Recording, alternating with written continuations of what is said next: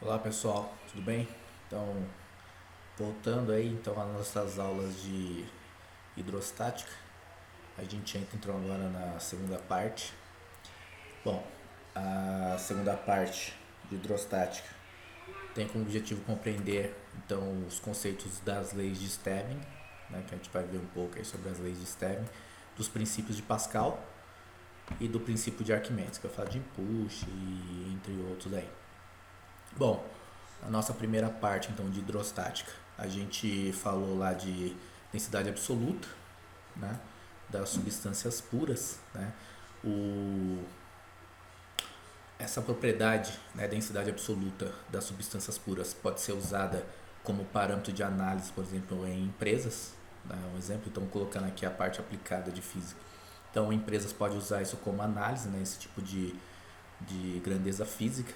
Então, quando eu quero analisar uma substância que ela é pura, eu posso fazer uma análise de densidade absoluta. Eu consigo realmente identificar se aquela substância ela está pura, ela está, né, contaminada ou está misturada com outras substâncias. Então, seria uma propriedade que é bastante usada em laboratório, um dos tipos de análise assim. No processo, né? Então, pensando no processo aí, a parte de densidade, né, absoluta de algumas substâncias ou de alguns produtos, elas podem também ser usadas, né, para carregamento, né, de carreta, vamos assim, né, de transporte, pensando então em logística.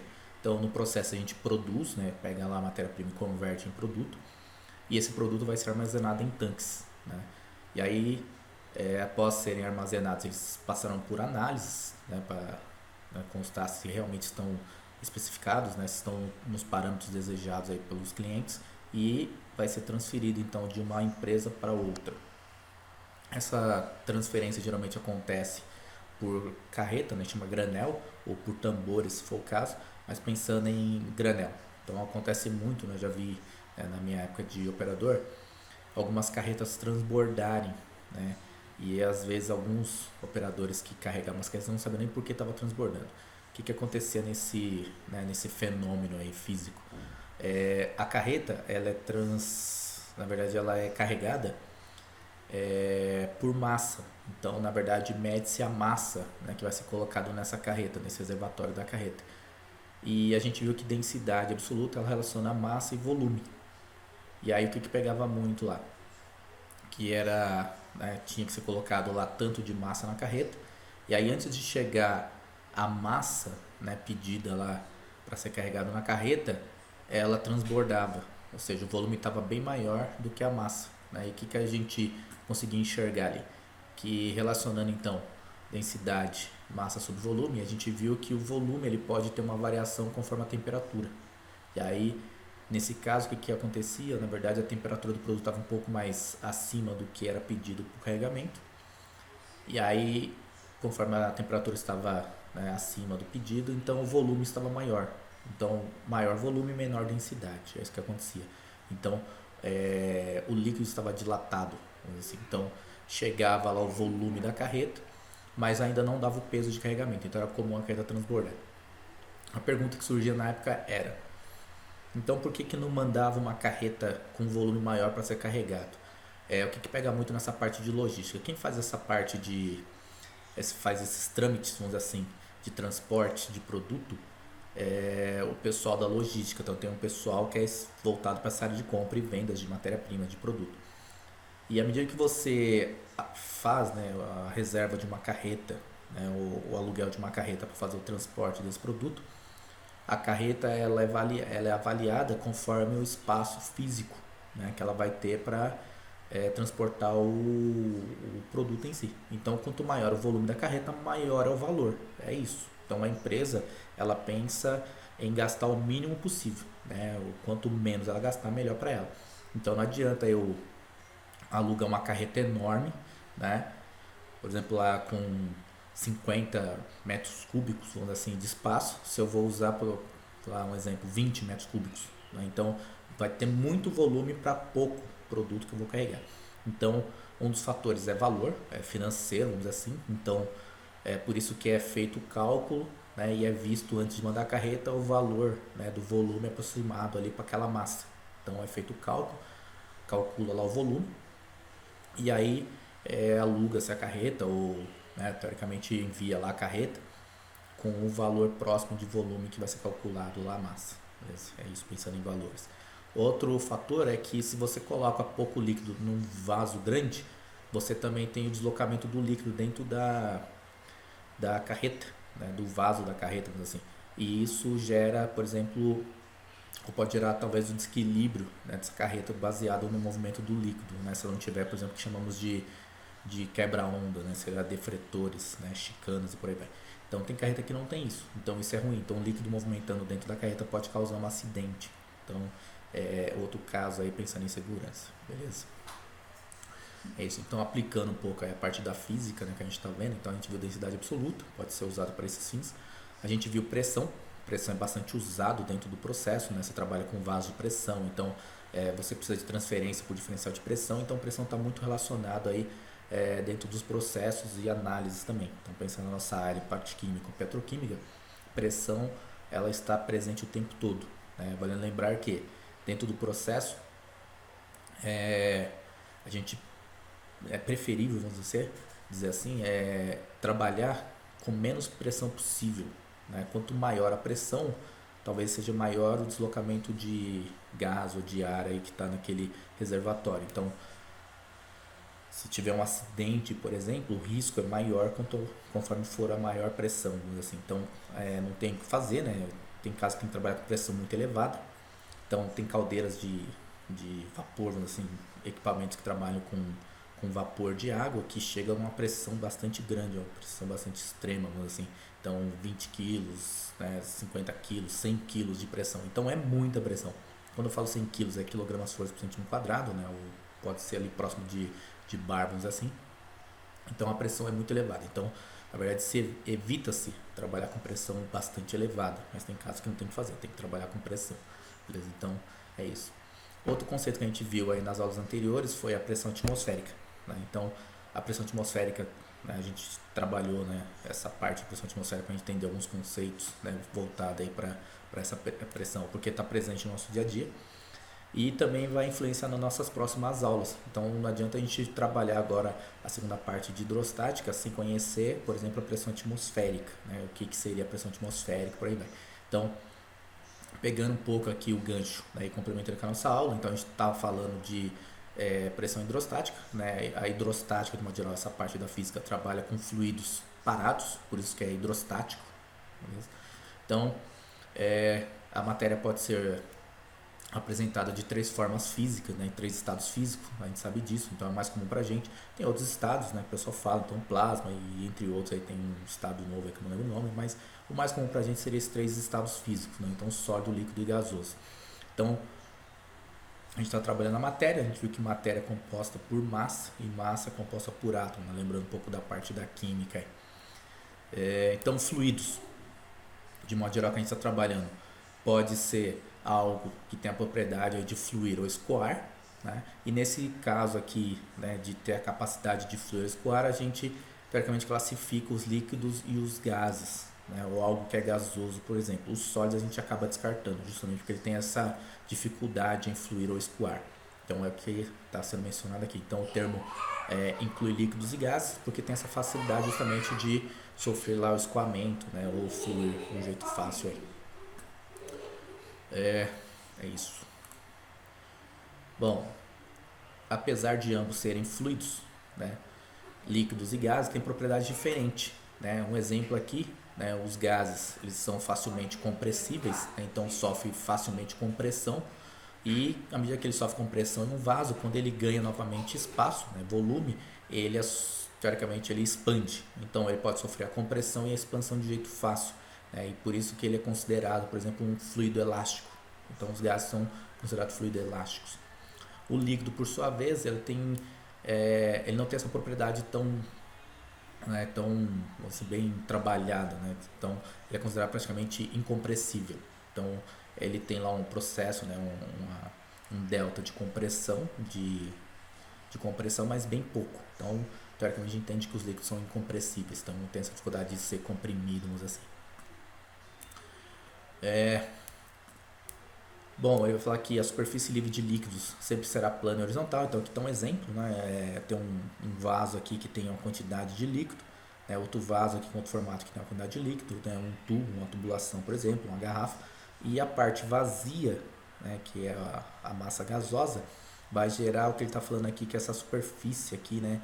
Plana e horizontal. Então o líquido ele sempre vai ter, né? Na ausência aqui de líquido, vamos dizer assim, no vaso, ele sempre vai ter aqui esse plano aqui, que vai ser, né, essa superfície plana e horizontal, vamos dizer assim.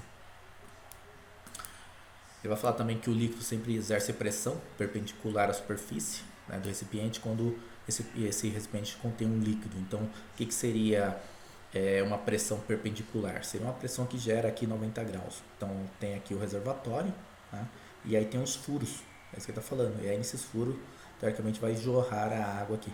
E aí vai gerar aqui, por exemplo, uma pressão, né, que vai ter aqui um ângulo de 90 graus. Por isso que ela vai estar na perpendicular. Então, a perpendicular, né, 90 graus, 90 graus, 90 graus. Então, aqui tem um barril, né, um furo, então, gerando aqui um ângulo de 90 graus.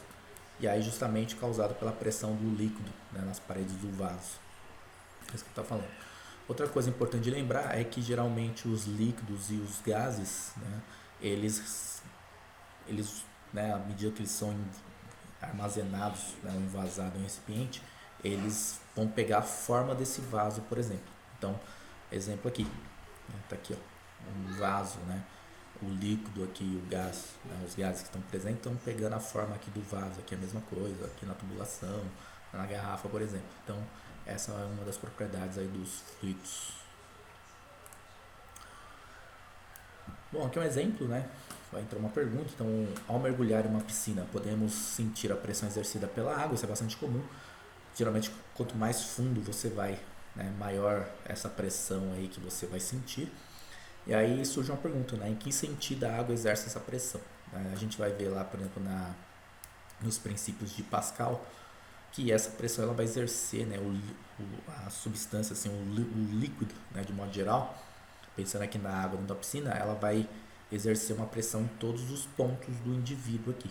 Então a gente vai ver que esse fluido vai exercer pressão em todos os sentidos. Então seria um estudo um pouco mais para frente. A gente vai ver a parte então de princípio de Pascal e vai ver, por exemplo, a pressão hidrostática, né, sobre a pressão hidrostática, que é bastante usado no processo. Então quando chegar lá eu acabo mencionando algumas propriedades, algumas coisas sobre essa propriedade aí da hidrostática, pressão hidrostática, vamos dizer assim.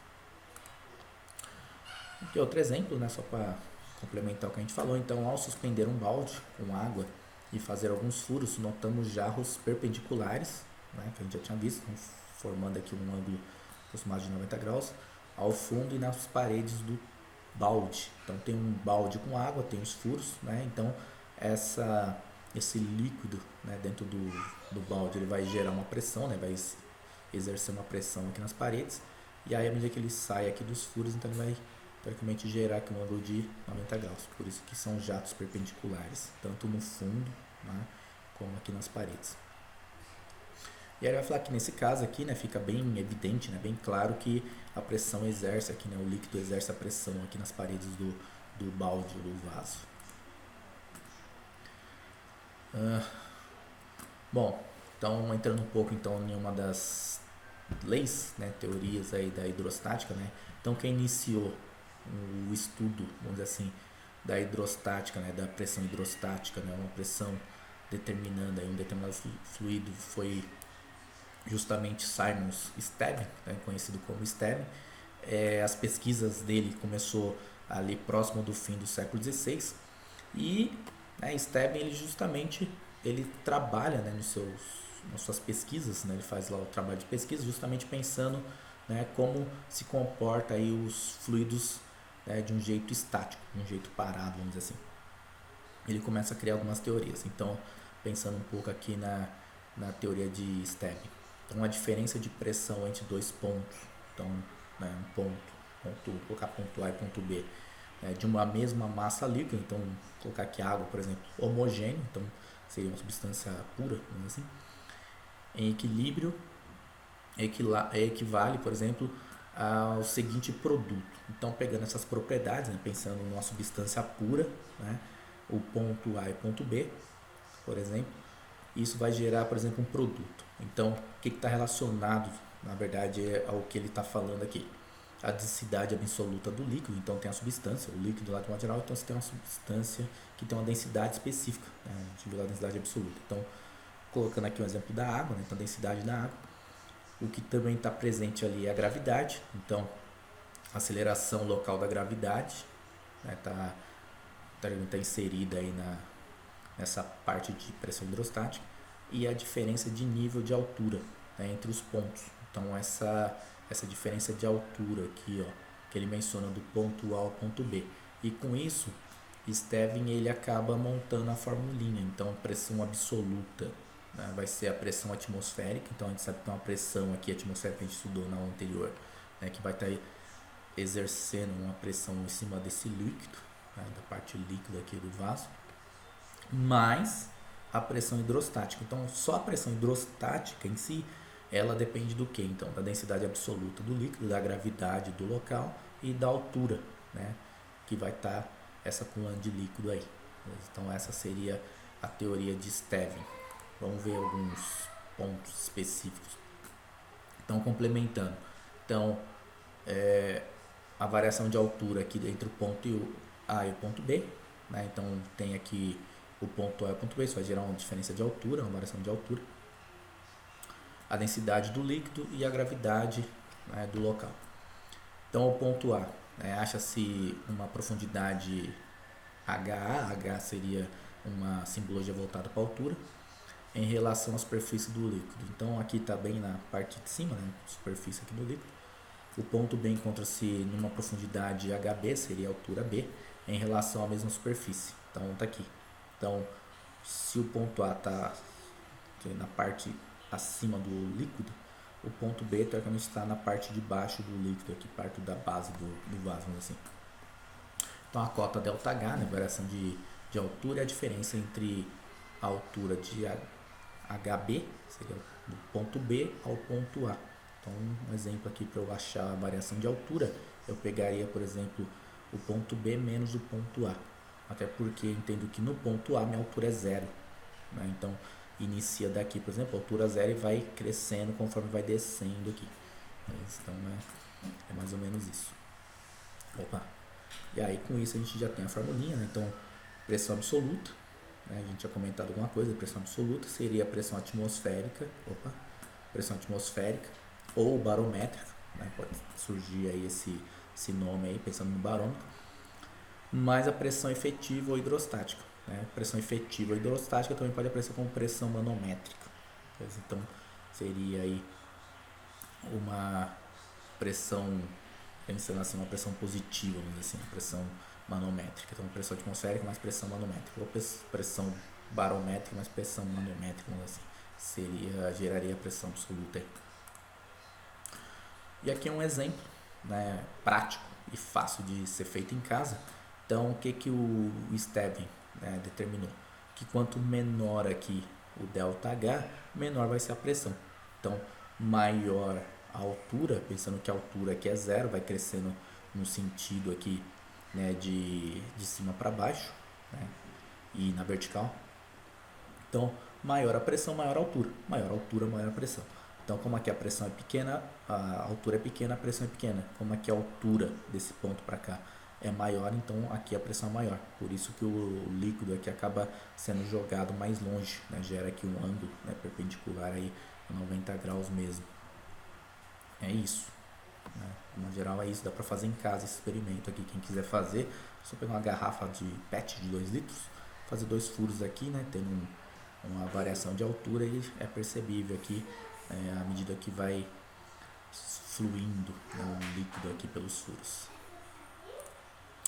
Bom, nas consequências da lei de Stevin, né? Então, as pressões em pontos situados em uma mesma massa líquida em equilíbrio e situados no mesmo nível são iguais. Então, mesmo líquido e mesmo ponto, vamos dizer assim, né? São iguais. Então as pressões nesses dois pontos aqui são iguais. A variação de altura aqui é zero, né? Justamente porque a altura aqui do ponto A é a mesma altura do ponto B.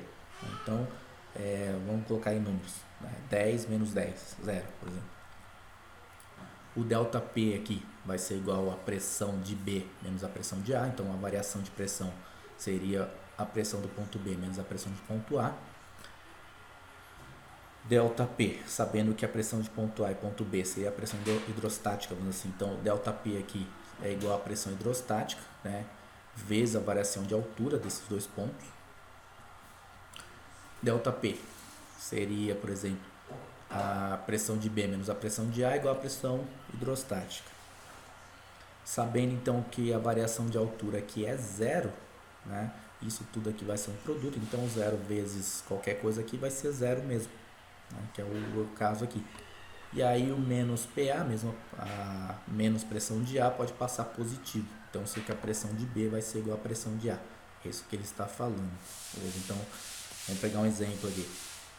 Se eu quiser saber a pressão de A, então eu vou pegar a densidade do líquido vezes a gravidade do líquido vezes a altura, né? A variação de altura aqui, né? Dessa parte até o ponto A. E aí eu vou achar a pressão de A.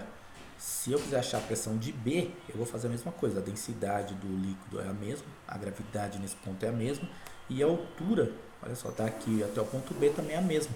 Então eu entendo que a pressão de A vai ser realmente igual à pressão de B. Se eu colocar valores, realmente vai bater os valores aí. É isso. Então outra consequência, né, da lei de Stern. A força que um líquido exerce sobre o fundo de um reservatório não depende de sua forma.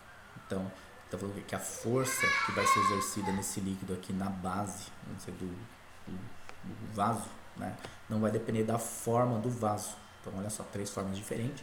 Então não vai depender da forma. Depende da altura da coluna de líquido, então do H aqui, e da densidade absoluta do líquido, né, que é uma das propriedades que a gente viu, por exemplo.